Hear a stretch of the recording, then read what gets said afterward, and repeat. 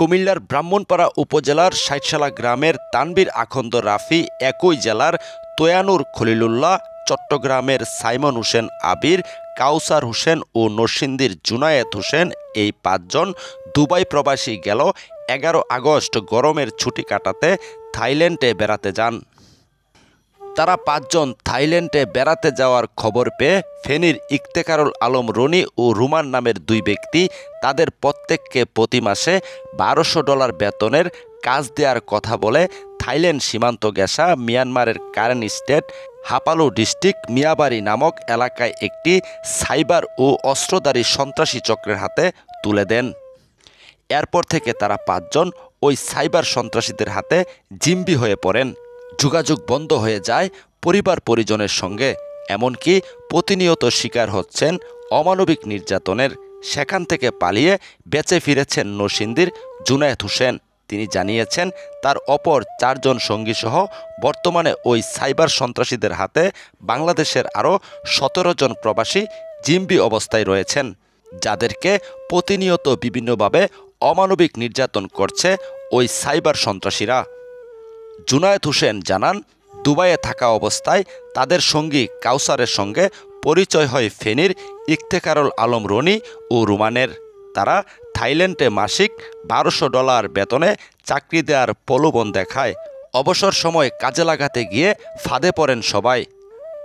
সেখান থেকে পালিয়ে বেঁচে ফেরা জুনায়েদ হোসেন জানান সেখানকার লোমহর্ষক ঘটনার বর্ণনা, যা আপনাদের সামনে তুলে ধরা হলো। তো আমরা 5 জন ছিলাম। প্রথমে আপনার দুবাইতে আমরা হসপিটালিটি সেক্টরে কাজ করতাম।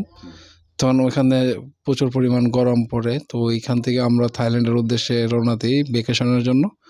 পরবর্তীতে আমরা যখন থাইল্যান্ডে ঘুরতে যাই তখন আমাদের সাথে একজন কাইসার ভাই, ওনার পরিচিত, ওনার আগে একসাথে কাজ করতো।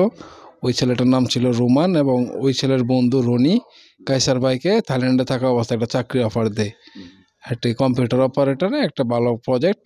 তখন ওই কাইসার ভাই আমাদের সাথে বলে যে এখানে একটা চাকরির অফার আছে, তোমরা কি করবা কিনা। তখন আমরা বললাম যে আমাদের তো ভিসা খুব কম। তখন বলছে ওই দালাল রনি এবং রোমান যে 3 মাসের কার্যক্রম, ওইখানে সমস্যা নেই, 3 মাস কাজ করে তোমরা চলে আসতে পারবা।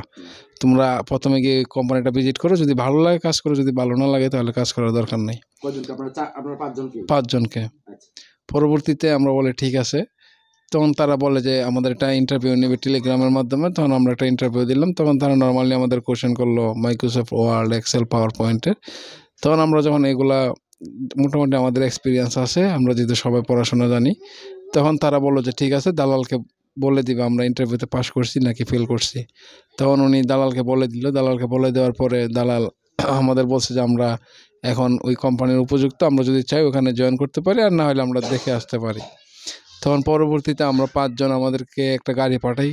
আমাদের গাড়ি নিয়ে বলে যে মিসট থাইল্যান্ডে। তখন আমরা মিসটের উদ্দেশ্যে যাই। ওইখান থেকে বলে যে আমাদের টোটাল 7 ঘন্টা সময় লাগবে। তো 4 ঘন্টা যাওয়ার পরে পরবর্তীতে অনেক পাহাড়, উঁচা নিচা রাস্তা এবং নদী, খাল, বিল। ওইখানে 3টা চেকপোস্ট পরে। প্রথম 2 চেকপোস্টে আমাদের কোনো কিছু জিজ্ঞাসা করে না। লাস্ট চেকপোস্টের আগে ড্রাইভার আমাদের হাত থেকে পাসপোর্ট সহ বলে যে তোমাদের যদি জিজ্ঞাসা করে তোমরা এখানে কেন আসছো, বলবো উই আর ভিজিটর। তখন লাস্ট ইমিগ্রেশন আমাদের জিজ্ঞাসা করে তোমরা কেন আসছো, তখন আমরা বললাম যে আমরা ভিজিটর। তখন আমাদেরকে ওইখান থেকে একটা শহরে নিয়ে, এই মিসর শহরে নিয়ে আসে এবং একটা হোটেলের কাছে নিয়ে যায়। ওইখান থেকে নিয়ে যাওয়ার পরে ওই দেখলাম যে আরেকটা গাড়ি দাঁড়িয়ে আছে, ওই গাড়িতে আমাদেরকে উঠানোর পরে আমরা ড্রাইভারকে জিজ্ঞেস করলাম যে আমাদের কোম্পানি যেতে আর কতক্ষণ সময় লাগবে। তো ওই ড্রাইভার বলে যে 20 মিনিট। সে আসলে ইংলিশ বলতে পারে না, সে ট্রান্সলেটের মাধ্যমে আমাদের বললো যে 20 মিনিট। তো ওইখান থেকে আমাদের পরবর্তীতে 20 মিনিটের কথা বলে অনেক পাহাড়ের উপরে মধ্য রাস্তায় নিয়ে গাড়িটা থামায় এবং অন্য 2টা গাড়ি দেখে আমাদের জন্য অপেক্ষা করে। তখন আমাদেরকে অন্য 2টা গাড়িতে উঠানোর পরে 3 জন এক গাড়িতে আর 2 জন আরেক গাড়িতে। দেখলাম যে তারা আবার স্পিডে গাড়ি চালাচ্ছে। তখন আমাদের মধ্যে একজন আমাকে জিজ্ঞেস করলো যে মামা চলো না, মাঝে আমার কাছে জিনিসটা আসলে ভালো লাগতেছে না। তখন আমি সামনে বসে আসছিলাম। তখন আমি বললাম যে তুমি একটু নিচে তাকাও। তখন যখন তারা নিচে তাকালো দেখলো যে AK-47 বা ওই অনেকগুলো আর্মস ওইখানে রাখা। পরবর্তীতে আমরা গাবড়িয়া যাই। তখন আমাদের যে ফোন ছিল, ওই ফোন আসলে জি সেই গাড়িতে পায়ের নিচে, যে সামনে পায়ের নিচে, জি জি জি জি বড় বড়। তখন আমরা অনেক ঘাবড়ে যাই এবং আমরা অপেক্ষা করি যে আসলে কি হতে যাচ্ছে আমাদের সাথে নেক্সট টাইম। আমরা অনেক ভয় পাই। এগুলো করতে করতে একটা সময় আমাদের একটা নদীর পাড়ে নিয়ে যায়। নদীটা হচ্ছে ময় নদী, থাইল্যান্ড এবং মায়ানমারের সীমান্তে। তখন ওইখানে আমরা যাওয়ার পরে গাড়িটা ঢোকার পরে দেখলাম ৫-৭ জন ব্যক্তি জঙ্গলের ভিতর থেকে খুব দূরে আমাদের কাছে আসে এবং আমাদেরকে খুব জোরালোভাবে বলে যে ফলো মি, ফলো মি। এগুলো বলতে বলতে আমাদেরকে অনেক স্পিডে নিয়ে ওই নদী থেকে একটা ছোট ইঞ্জিনের নৌকা দিয়ে ওই পার থেকে ওই পারে নিয়ে যায়। ওই পারে নিয়ে যাওয়ার পরে আমাদের দেখলাম আমাদের ফোনে নেটওয়ার্ক আসে। আমরা ওই দালাল রনি এবং রুমানকে ফোন দিই, কিন্তু ওরা আমাদের ফোন ধরে বলতেছে ডোন্ট ওরি, এরা কোম্পানির স্টাফ, এরা তোমাদের সেফটির জন্য তোমাদেরকে নিয়ে যাচ্ছে, তোমরা ভয় পাবা না। কিন্তু আমরা দেখি যে সবার হাতে পিস্তল, তারা আমাদের নিয়ে হাসাহাসি করতেছে। তো আমরা অনেক ঘাবড়ানোর পরে ২০ থেকে ২৫ মিনিট পরে একটা গাড়ি আসে, রেঞ্জার আইসা আমাদেরকে ওইখান থেকে একটা ক্যাম্পের মধ্যে নিয়ে যায়। ওই ক্যাম্পে নিয়ে যাওয়ার মধ্যে গেটের মধ্যে আমাদেরকে সবার মোবাইল নিয়ে যায় এবং বলে যে সবার পাসপোর্ট দাও। আমরা সবার পাসপোর্ট নিয়ে যাই। পরে একটা রুমে নিয়ে আমাদের চেক করে বলে যে আমাদের কাছে কোনো ডিভাইস আছে কি না। তখন আমাদের চেক করে কোনো ডিভাইস পাই নাই। ডিভাইস না পাওয়ার পরে আমাদেরকে নিয়ে একটা রুম দিয়ে বলে যে আজকে তোমরা ওইখানে ঘুমাও, কালকে তোমাদের সাথে আমার বিস্তারিত কথা হবে। তো পরের দিন আমরা এখানে অনেক লোক দেখি, পাকিস্তানি, ইন্ডিয়ান, শ্রীলঙ্কা, ইথিওপিয়া। তখন আমরা ওদেরকে জিজ্ঞেস করি আসলে এখানে হচ্ছেটা কি। তখন তারা বলে যে তোমরা কি নতুন? তখন আমরা বললাম যে হ্যাঁ আমরা নতুন। তখন তারা আমাদের দেখে প্রথমে হাসলো, পরে আমাদের সান্ত্বনা দিল যে তারা এখানে যারা আছে সবাই চাইনিজ বড় বড় মাফিয়া। এরা এখানে আর্মস, ইললিগ্যাল ড্রাগস, তারপর হচ্ছে আপনার স্ক্যামিং সহ বডি অর্গান যেগুলো আছে ওইগুলোর বিজনেস করে। তো ওরা যা বলে আমরা যেন তাই শুনি, আদারওয়াইজ তারা আমাদের খুন করতে কোনো দ্বিধাবোধ করবে না। তখন আমরা অনেক ভয় পেয়ে যাই। ভয় পাওয়ার পরে আমরা ওই আমাদের অফিসে নিয়ে যাই। একটা অফিসে নিয়ে গিয়ে আমাদের সাথে একটা চুক্তিবদ্ধ করে, চুক্তির মধ্যে লেখা ছিল আমরা ১ বছর ৮ মাস তাদের অধীনে কাজ করতে হবে। তারা আমাদের যে কাজ দেবে ওই কাজ করতে হবে। যদি না করি তাহলে তারা আবার পুনরায় রিনিউ করবে $2,00,000 যদি আমরা তাদেরকে ইনকাম করে না দিতে পারি। আর আমাদের জন্য পানিশের ব্যবস্থা আছে। তখন আমরা বলি যে না আমরা করবো না, আমরা যেহেতু চলে আসছে আমাদের ছেড়ে দিন, আমরা চলে যাব। তখন তারা এই যে হ্যান্ডকাফ সহ আপনার আরও অনেক ইলেকট্রিক শর্ট মেশিন নিয়ে আসে, এসে আমাদেরকে যে বলে যে কে বলছস যে তোরা কাজ করবে, যদি না করস তাহলে তোদেরকে এখানে খুন করে ফেলবো। তখন আমরা অনেক ঘাবড়ে যাই, আমাদের কাছে ফোনও নাই, আমরা ফ্যামিলির কাছে ইনফর্ম করতে পারি না। তখন আমরা তাদের কথা শুনি এবং তারা আমাদের যা যা বলতে বলে আমরা তাই করি। এভাবে তারা দেখলাম যে অনলাইনে বিভিন্ন ক্যাসিনো, তারপর হচ্ছে আপনার ক্রিপ্টোকারেন্সি, বিভিন্ন ইনভেস্টমেন্ট হিসাবে কাজ করায় যেখানে টোটালি ইনলিগ্যাল। এগুলো করতে করতে আমরা কোনোভাবে ফ্যামিলির সাথে যোগাযোগ করতে পারতেছিলাম না। তখন আমরা আমাদেরকে কম্পিউটারের মধ্যে টেলিগ্রাম আমাদের অ্যাড করে, তখন ওই টেলিগ্রামের মাধ্যমে আমাদের এক বড় ভাই আছে, নাসিম করে নাম, ওনার সাথে আমরা যোগাযোগ করি এবং ওনাকে আমরা বিস্তারিত বলি এবং ওনাকে মানা করি যেন আমাদের ফ্যামিলির কাছে ব্যাপারটা না বলতে, কারণ আমাদের ফ্যামিলি এটা নিয়ে অনেক টেনশন করবে। পরবর্তীতে ওনাকে বলি এবং আরেকটা বড় ভাই আছে মেজর রাসেল, উনি যশোর সেনানিবাসে আছে, ওনাকে আমরা বিষয়টা জানাই যে আমাদের সাথে এরকম এরকম হচ্ছে। তখন উনি আমাদেরকে বলে যে এটা যেহেতু বড় ধরনের সমস্যা, তোমরা ফ্যামিলিকে বললে ফ্যামিলি ফরেন মিনিস্ট্রিতে ব্যাপারটা কমপ্লেন করলে তারা তোমাদেরকে সঠিক সাজেশন দিবে। তখন আমরা বিভিন্নভাবে অনেকগুলো সংস্থা সহ সবার সাথে যোগাযোগ করি, কিন্তু আসলে খুব কষ্ট লাগে যে তারা বলে যে ওকে ওকে দিন যায় মাস যায়, আসলে কোনো কিছু হয় না। তখন তারা কাজের প্রতি খুব প্রেশার দিতে থাকে। 18 ঘন্টা 19 ঘন্টা আমাদেরকে কাজ করায়। আমাদের কাজ হচ্ছে আপনার বিভিন্ন সাইডে গিয়ে কাস্টমারদের সাথে কথা বলে তাদেরকে ইনভেস্ট করানো। হ্যাঁ, প্রথমে তারা ইনভেস্ট করবে, তখন তাদেরকে একটা প্রফিট দিব। পরে এইভাবে করতে করতে সে একটা বড় অঙ্কের অ্যামাউন্ট এখানে ইনভেস্ট করবে, কিন্তু এটার পরবর্তীতে তাকে ফেরত দেওয়া হবে না, এই লেভেলের। তো আমরা অনেক কষ্ট করতেছিলাম, কি করব, ফ্যামিলিকেও চাপ দিতেছিলাম। তখন আমার একজন স্যার আছে ইংল্যান্ডে, ক্রিস্টোফার পিনি, আমি ওনার সাথে এই ব্যাপারটা মেল করি। তখন উনি এই ব্যাপারটা শুনে খুব মর্মাহত এবং উনি আমাকে 2টা এনজিওর নাম্বার দেয় যারা এগুলা হিউম্যান ট্রাফিকিং নিয়ে কাজ করে। তখন আমি এই 2টা নাম্বার, একজন আমার বড় ভাই আছে হিমেল, ওনাকে দিই এবং একজন আপনারা জানতেন যে আপনারা মূলত এখন থাইল্যান্ডে নেই, আপনারা এখন মায়ানমারে আছেন? জি, তখন আমরা বুঝতে পারছি যে আমাদের পাচার করা হয়েছে, কারণ এখানে যারা ছিল তাদেরকে জিজ্ঞাসা করলাম আসলে লোকেশনটা কোথায়, এই জায়গাটার নাম কি। কারণ আমাদের ফ্যামিলির সাথে আমাদের যোগাযোগ হওয়ার পরে কোনোভাবে তারা জিজ্ঞেস করলো যে এটা তোমরা কোথায় আসো। তখন ওইটা অনুসন্ধান করতে গিয়ে আমরা দেখলাম যে আমরা এখন মায়ানমারের কারেন স্টেট হাপালো ডিস্ট্রিক্টে এখন আছি আমরা। আর এটা একটা বিদ্রোহী গোষ্ঠী যারা ডিকিবি এবং কারেন আর্মি দ্বারা নিয়ন্ত্রিত। তখন আমরা অনেক ট্রাই করলাম যে আসলে এনজিওর সাথে যোগাযোগ করি। এনজিও আমাদের বলছে যে ঠিক আছে, তারা আমাদের হেল্প করবে। এগুলা করতে করতে অনেক সময় যাচ্ছে, ফ্যামিলিও ফরেন মিনিস্ট্রিতে দৌড়াদৌড়ি করতেছে, তারা আমাদের নামে রিপোর্ট করছে। এভাবে এভাবে আমাদের 5 জনের পরে আরও 3 জন আসে বাংলাদেশি, তাদেরকে এভাবেই পাঠাই, এই যে নোমান এবং রনি, এই চক্র। পরবর্তীতে আরেকজন পাঠাই ইসমাইল, এভাবে করতে করতে প্রায় 17 জন বাংলাদেশি ওইখানে পাঠায়। তো সবাই আসে, প্রথমে আসার পরে সবাইকে বলে ইউরোপ পাঠাবে, আমেরিকা পাঠাবে, এগুলো বলে যে থাইল্যান্ড হচ্ছে ট্রানজিট হাব, এগুলো বলে এখানে তারা ওদের কাছে সেল করে দেয়। ওদের কথা না শুনলে হয়তো তারা শরীরের বিভিন্ন পার্টস সেল করে দেয়, তারপরে হচ্ছে অনেক মারধর করে, অনেক অত্যাচার করে। পরবর্তীতে এগুলো অনেক কষ্ট করার পরে অক্টোবরের 18 তারিখ আমার সাথে একজন পাকিস্তানি ছিল, সে সাডেনলি হার্ট অ্যাটাক করে। হার্ট অ্যাটাক করার পরে আমার যে চাইনিজ ছিল সে আমাকে বলতেছে যে ওকে নিচে নামাইতে দোতলা থেকে। তখন তার নিচে নামে সে অনেক বমি করতেছিল, রক্ত বমি। পরবর্তীতে এরা এটা দেখে আসলে খুব ইনসাল্ট করতেছে, হাসাহাসি করতেছে। তখন আমার জি, তখন ওই একটা বার্মিস ছিল, ওর নাম ফাঙ্গিয়া, তো ওরে দিয়ে হসপিটালে পাঠিয়েছে। ও ওই পাকিস্তানের ধরতে খুব আনইজি ফিল করতেছে। তখন সে আমার ডাক দিল, ডাক দিয়ে বলতেছে যে আমাকে হেল্প করো। তখন আমি যখন হেল্প করলাম তখন চাইনিজ আমাকে বলতেছে যে তুমি ওর সাথে হসপিটালে যাও। তখন আমি যখন হসপিটালে যাই, ওই হসপিটালটা হচ্ছে আপনার মই নদীর কাছে, যে নদীটা থাইল্যান্ড এবং মিয়ানমারের সীমান্ত বিভক্ত করছে। তখন ওই নদীর যে ওই ক্লিনিকে যাওয়ার পরে মোটামুটি আমি জায়গাটা চিনতে পারছি, কারণ আমাদেরকে যখন ট্রান্সফার করা হয়েছিল এই সাইড দিয়ে করা হয়েছিল। পরবর্তীতে আমরা দেখলাম যে না, আমি অনেক পাকিস্তানের অবস্থা খারাপ।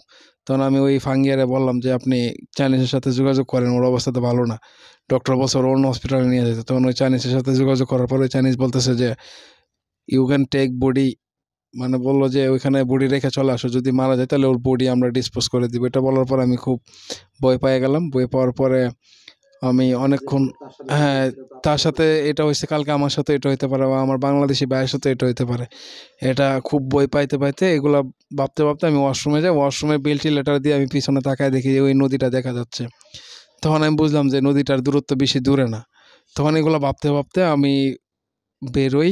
ওই বেরোনোর পরে দেখলাম যে 2 জন লোক এখানে দায়িত্ব ছিল, ওরা বৈশা মোবাইল চালাইতেছে। পরবর্তীতে আমি বেরোয় আস্তে আস্তে একটা মন্দির আছে এখানে, বুদ্ধ মন্দির, ওই বুদ্ধ মন্দির পর্যন্ত যাই। বুদ্ধ মন্দির যাওয়ার পরে ওইখান থেকে নদীটা খুব অল্প, তখন ডাইনে দিয়ে একটা রাস্তা ঢুকছে। তখন আমি চিন্তা করতেছি আমি যাবো কি যাবো না, কারণ আমার কাছে টাকা নাই, মোবাইল নাই, কিছুই না আমার কাছে, আমি একবারে খালি।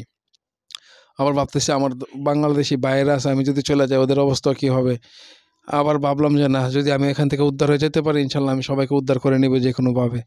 এগুলো ভাবতে ভাবতে আমি নদীর পাড়ে চলে যেতে আমার পা কাদার মধ্যে ডাইবা যায়। ডাইবা যাওয়ার পরে আমি যখন পা উঠে তখন আমার জুতা কাদার মধ্যে থাইকা যায়। পরে বুঝলাম যদি আমি এখন ফেরত যাই তাহলে ওরা আমার খুন করে ফেলবে, কারণ তারা বুঝতে পারবে যে আমি নদীর পাড় থেকে আসছি। এটা ভাবার পরে আমি আল্লাহর নাম নিয়ে কালিমা পড়ে নদীর মধ্যে ঝাঁপ মারি। ঝাঁপ মারার পরে ওই পাশে যে ক্যাম্প ছিল, ক্যাম্প থেকে কারেন আর্মি ওরা দেখতে পারছে আমার ওয়াচ টাওয়ার থেকে যে আমি নদীর মধ্যে লাফ দিয়েছি। ওরা আমার 4টা গুলি করে, হয়তো আল্লাহর রহমতে আমার একটা গুলিও লাগে নাই।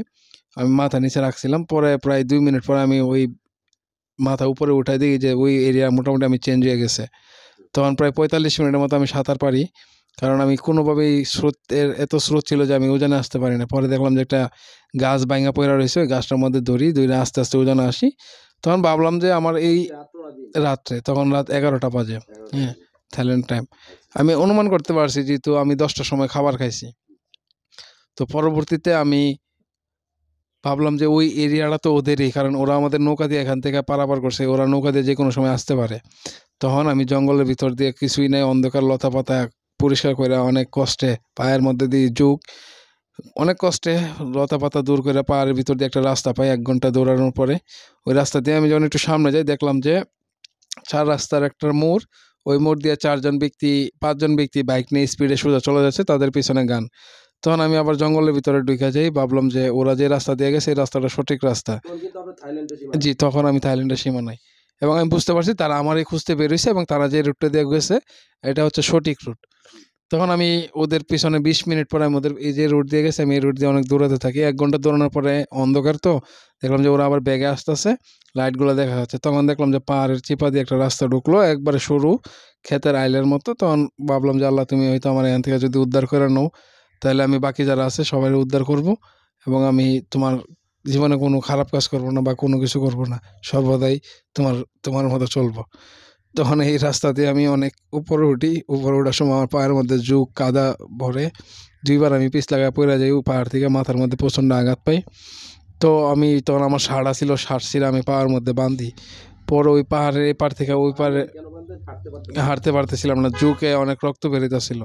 বিভিন্ন জি, অনেক আঘাত পাইছি আমি ওই যে ক্ষেতের আইলের মতো। হাঁটাই যাচ্ছে না, হাঁটা যাচ্ছে না। জি, পরবর্তীতে আমি আরেকটা রাস্তা পাই ওই পাহাড়ের উপর থেকে নামতে থাকি, তখন দেখি রাস্তার মধ্যে ছোটো ছোটো কণা বালি, এগুলো পায়ের মধ্যে খুব কষ্ট হইতেছে হাঁটতে।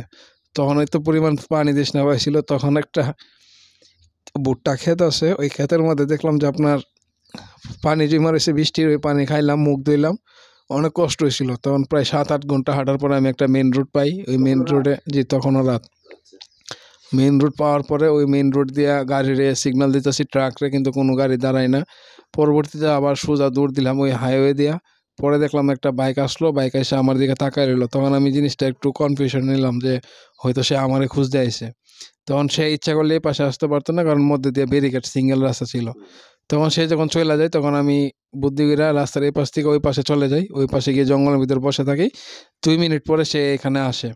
এখানে আসার পরে দেখলাম যে সে আমারে খুঁজতেছে এবং কারে যেন ফোন দিল। ফোন দেওয়ার পরে দেখলাম আরও 4 জন ব্যক্তি এসে আমার এই পাশে খুঁজতেছে এবং তাদের পিছনে সবার হাতে গান ছিল। তখন আমি ভাবলাম যে না, যত যাই হোক আমি এই জঙ্গল থেকে আজকে বেরোবো না, আমাকে এই জঙ্গলে থাকতে হবে।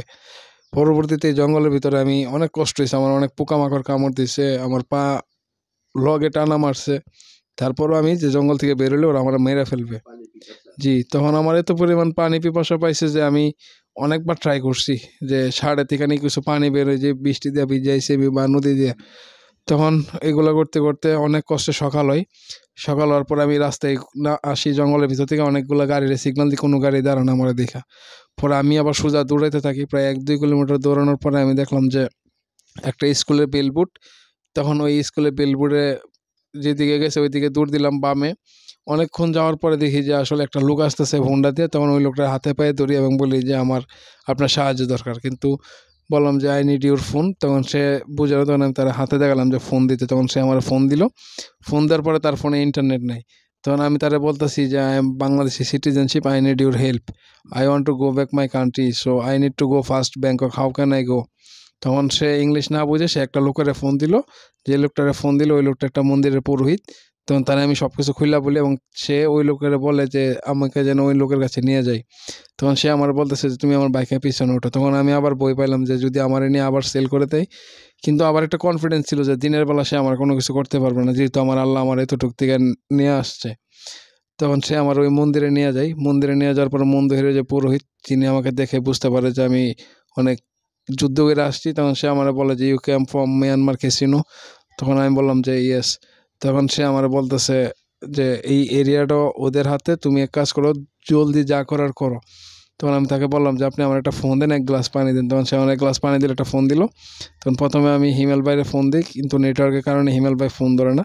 পরবর্তীতে আমি লিয়ারে ফোন দিই। পরবর্তীতে লিয়ারে ফোন দিয়ে যখন লিয়া ফোন ধরে, তখন আমি বলি যে আমার ইমিডিয়েটলি এনজিওর নাম্বার দাও, কারণ আমরা আগে এনজিওর সাথে যোগাযোগ করছি যেন তারা আমাদের হেল্প করে এবং তারা খুব সক্রিয় ছিল। আপনার বন্দি দশায় ছিলেন? জি, তখন যখন এনজিওর নাম্বার দিল, আমি এনজিওর ফোন দিলাম এবং এনজিও ইমিডিয়েটলি বলতেছে যে আমার এইখানে যে মেন ব্যক্তি ওই পুরোহিতকে ফোনটা দেওয়ার জন্য। ওই পুরোহিতকে ফোন দিলাম। তখন ওই পুরোহিতটা বললো যে Aryan is very important person for us, you just take him 20 minute.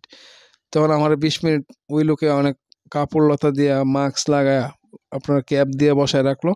20 minute পরে থাইল্যান্ডের আর্মি আসলো এবং পুলিশ আসলো, এসে আমারে ওইখানে ওদের গাড়িতে উঠাইলো এবং ওই পুরোহিতকে ধন্যবাদ দিয়ে প্রথমে হসপিটালে নিল। হসপিটালের প্রাথমিক চিকিৎসা দেওয়ার পরে থানায় নিয়ে গেল। থানায় তাদের কাছে আমি সব কিছু বললাম, মোটামুটি তারা সব কিছুই জানে এ ব্যাপারে। তখন ওই যে বড় সার্জেন্ট অফিসার ছিল, উনি আমার বলতেছে যে আমার 14 বছরে আমি অনেক ডেড বডি উদ্ধার করছি এই জঙ্গল থেকে, একমাত্র তুমি একজন ব্যক্তি যারে আমি উইদাউট ডেট উদ্ধার করছি, আমি তোমার প্রতি খুব কৃতজ্ঞ। তখন তারা আমার একটা গভর্নমেন্ট শেল্টারে নিয়ে যায়। গভর্নমেন্ট শেল্টারে নিয়ে ওইখানে আমারে 4 দিন পর্যন্ত রাখে। 4 দিন পরে একটা এনআরএম হয় যে থাইল্যান্ডের ইমিগ্রেশন, তারপর হচ্ছে যত আর্মি পুলিশ সবাই ছিল। তখন তারা আমারে ওইখানকার আমি ভিকটিম হিসেবে পরিচিত এবং তারা আমার জিজ্ঞাসা করে যে তুমি এখানে থাকবা নাকি তোমার দেশে চলে যাবা। যদি এখানে থাকো তাহলে তুমি এখানকার সিটিজেনশিপ সহ আইওএমের মাধ্যমে তুমি ইন ফিউচার ইউরোপ বা আমেরিকা যেতে পারবা, আর যদি চাও তুমি তোমার দেশে চলে যেতে পারবা। তখন আমি বলছি যে না, আমি আমার দেশে চলে যেতে পাই। তখন তারা ওইখান থেকে আমার আবার চ্যাংরায় একটা শেল্টার আছে 700 কিলোমিটার দূরে, ওইখানে পাঠাই। ওইখানে পাঠানোর পরে বাংলাদেশ এম্বাসির সাথে আমার যোগাযোগ হয়। তখন তারা আমার কাছে পাসপোর্ট ছিল না, তখন তারা একটা ট্রাভেল পাস সহ থাইল্যান্ডের যত কার্যক্রম আছে ওরা প্রক্রিয়া সব কিছু শেষ করে পরে লাস্টে আমি 18 অক্টোবর না এই গত 10-12 দিন আগে আমি বাংলাদেশে আসি, এবং আসার পরে আমি ফরেন মিনিস্ট্রিতে যাই। তারা আমার দেখা বলে, আপনাকে দেখা তো ভিকটিম মনে হয় না। তখন আমি জিজ্ঞেস করলাম যে আমি কি তাহলে ছিঁড়া কাপড় বা অন্য কিছু পরে আসবো, তাহলে আমার ভিকটিম মনে হবে? এরা বললাম যে আমাদের লোকগুলা এতদিন আটকা আছে, আপনারা কিছু করেন। এরা বলতেছে দেখতেছি দেখতেছি করতেছি। তো এগুলো বলতে বলতে 4 মাস হয়ে গেছে। আসলে তারা, আল্লাহ জানে আর তারা জানে তারা কি কাজ করতেছে। সেমভাবে শ্রীলঙ্কান, ইন্ডিয়ান, এরা এদের লোক উদ্ধার করে নিয়ে গেছে। এরা জাস্ট থাইল্যান্ড গভর্নমেন্টরা বলছে যে আমাদের দেশের লোক তোমাদের দেশে ঘুরতে গেছে, তোমাদের দেশ থেকে এই লোকগুলা কোথায় পাচার হয়েছে না কি হয়েছে এটা তোমরা বুঝবা। তোমরা যদি আমার লোকগুলার ফেরত না দাও, যেহেতু এই লোকগুলার এন্ট্রি আছে, এক্সিট নেই, যদি এগুলার ব্যাক না করো তাহলে আমরা ইন্টারপোলে তোমাদের বিরুদ্ধে মামলা করব। আর আমার লোকগুলা যেখানে আছে ওই লোকেশন তোমাদের দেওয়া দিছি, ওদেরকে উদ্ধার করো। তখন ওই লোকগুলা, থাইল্যান্ডের যে গভর্নমেন্ট আছে, ওরা ওই ডিকিবি যে কারেন্ট স্টেটটা মায়ানমার চালায়, এদের সাথে এদের একটা যোগাযোগ করে ওই লোকগুলারে উদ্ধার করে দিয়ে দেয়। এখন আমাদের বাংলাদেশের তো এতটুকু এরা চেষ্টাই করে নাকি কি করে একমাত্র ওরাই বলতে পারবে। আমরা তো আর সরকারের উপরের লেভেলের না। এখন একটাই দাবি, যদি তারা মন থেকে কাজ করে তাহলে আমাদের যে বাংলাদেশি 17 জন ব্যক্তি এখানে আছে উদ্ধার হওয়া সম্ভব। আরো 17 জন আছে ওইখানে? এখানে আরো অলরেডি 17 জন আছে। আচ্ছা আচ্ছা, তাদের অবস্থা তাদের অবস্থা খুব ভয়াবহ।